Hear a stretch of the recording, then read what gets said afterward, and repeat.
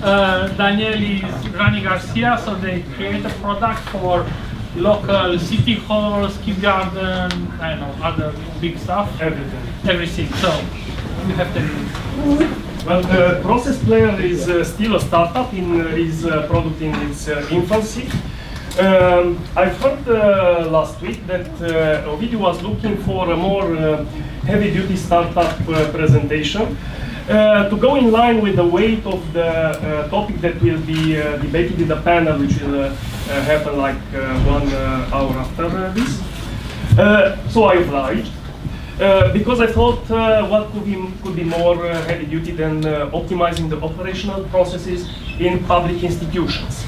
This is what ProcessPlayer does. Well, in the next 10 minutes, I will tell you about what it is, how it came to be, what actually it does, how we fare commercially, and what is our next small step. ProcessPlayer is part of the portfolio of products of Arxia. Arxia is a long-standing autonomous web agency specialized in web development for many years. And for several years, we've strived to move more and more towards having our proprietary products. One of them who is alive and doing quite well is the Planning Quiz, the online interactive planner, which I've actually presented it last year in TCME. And last year we've launched ProcessPlayer. ProcessPlayer is a BPM, a business process management platform. You probably heard about the BPM, you probably heard it more and more in the last years. It's actually grown tremendously. The domain has exploded in the last year and has conquered industry, and now it's starting to go more and more also towards the public administration. It actually started to do this in the Western world. And I followed the evolution of the BPM concept and what happened with it for many years now. And I was looking for a context in which to move to use it ourselves. Another part of or a catalyst of the contest was the fact that we had the opportunity to work for the Dutch public administration. We're in outsourcing contracts, but that allowed us to understand how their processes are organized, how their strategy from the regulation, from the standardization, from the way it is implemented in the public institution is working, and what are the effects. Effects which go up to having a city hall, a town hall with no paper, I mean zero paper flowing around. Town halls like the city of Ede, which I know quite well, of around 100,000 people, in which all the services towards the population, towards the citizen, are available online. And actually the only moment in which you have to meet a clerk is like about once in 10 years, when you have to redo your ID, so ID card. So you have to actually get an appointment for someone to see you, to see that indeed it's you. But that's about all. Yeah, indeed we are at light years from that. However, this gap, this enormous gap, is also a big pool of opportunity for all of us, because we will undoubtedly move towards that stage. It is something that in the strategy of the European Union is set. It is something that I'm trying to be familiar with, as I'm also a member of the European Committee of Standardization in some work groups, right, in order to understand the trends and understand what is happening in EU in terms of policy in the public administration. So seeing what I saw in the Dutch administration, I said that it's valuable and we should bring these type of things in Romania, and we've started it. So the context was created. We've implemented ProcessPlayer as BPM platform. It's something that we built from scratch. Well, the process engine, which is the main part of it, the one that interprets the process models. The process models which are standardized. Maybe you saw models like this, models written in or modeled in the BPM2.0, BPMN2.0 modeling language, which is now a de facto standard for BPM. Those are actually interpreted by the process engine, which transforms them in something that the user could use or work with.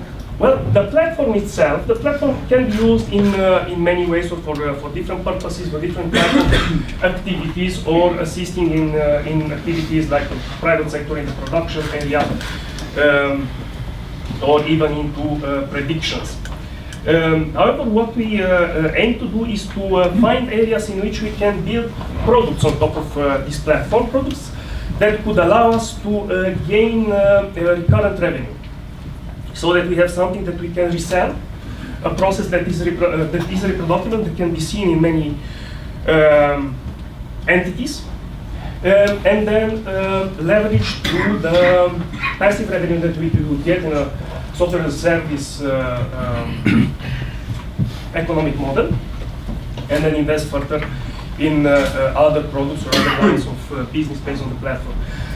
We've chosen to go as a pilot project product to public tender processes. Public tender processes or public acquisition have some very interesting specifics. On the one hand, they are highly regulated. Regulated at the level of the EU and also on the level of Romania. They are quite complex. They have a high complexity. They are quite risky. That means that if you do a public acquisition procedure as a public authority, you're going into big trouble, and you create actually a havoc. And they require a very high level of knowledge and understanding of the law. What we did was to transpose the entire body of law of Romania in algorithms, then move it into these models. This is actually a part of one of the 7 procedures or competitive procedures of the laws of public tender in Romania. And then put them through the interpreter, through the process engine, and towards the end user application that would transpose them or translate everything that you saw, like in the model, in interfaces that are humanly readable and are humanly interactionable. So what this type of the process model transforms to is actually a wizard, or more or less it's a wizard with various ways of going, various decision making depending on the actions or the inputs of the user or the automatic inputs. And the data is generated, the documents are generated based on the aggregation of data, and the entire process is flowing through the institution up to the end so for the specific of the public tender, from the moment of the identification of the need. So when someone says in one office that he wants a laptop, until the moment in which the laptop comes to him. But this in a public institution is something very complex, which happens in many steps. We work together actually with people from the public institutions. We've interviewed them a lot. We've learned not only from the law, but also from the practice, how exactly to do things.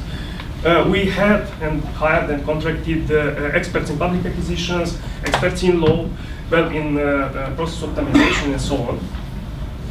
And putting it on market in last year, we actually received quite a very good response. So everybody was enthusiastic. We had up-to-date hundreds of presentations towards the public institutions.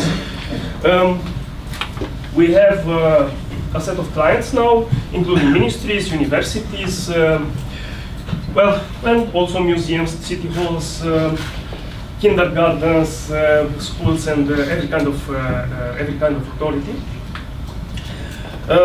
However, the process of commercialization of this type of software, and specifically commercialization towards the public sector, it's a very complex one. It's a very hard one. It's something that takes a lot of time, especially since you need to align the interests of many people, of many actors in the public institutions themselves. However, it's something that we take for a long run. We know that it will happen in years, and we know that what we're doing actually is more than selling software, is starting to change the mentality, the approaches, the understanding of people in the public institutions.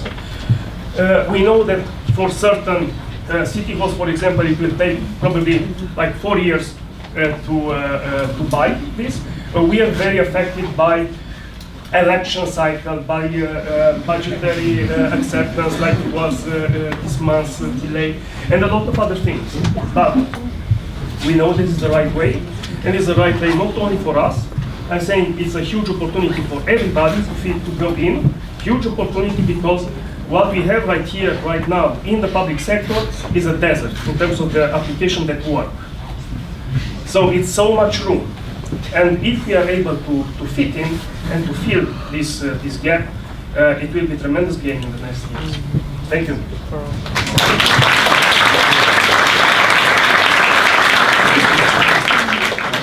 are running a bit out of time, but we can take one question.